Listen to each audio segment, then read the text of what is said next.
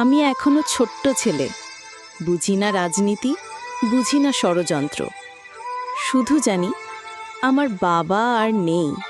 বাবা মানে ছিল ছায়া, হাত ধরে রাখা এক শক্ত পাহাড়। আজ সেই পাহাড় ভেঙে গেছে, আমার মাথার আকাশটাই নেই। যারা বাবাকে মেরে ফেলেছে তারা কি একবার ভেবেছে একটি ছেলে সারা জীবন কিভাবে বাঁচবে এই শূন্যতা নিয়ে? হে আল্লাহ, আমার বাবাকে তুমি জান্নাতুল ফেরদৌস নসিব করুন, আমিন। আর যারা আমার বাবাকে অন্যায়ভাবে হত্যা করেছে তাদেরকে তুমি এই জমিনে ছাড় দিও না।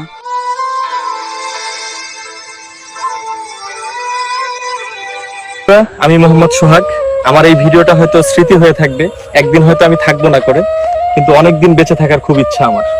দুটো সন্তান হয়েছে, তাদের অনেক ভালো কিছু বানাবো, এটাই আমার ইচ্ছা রে। তাদের মানুষের মতো মানুষ বানাবো।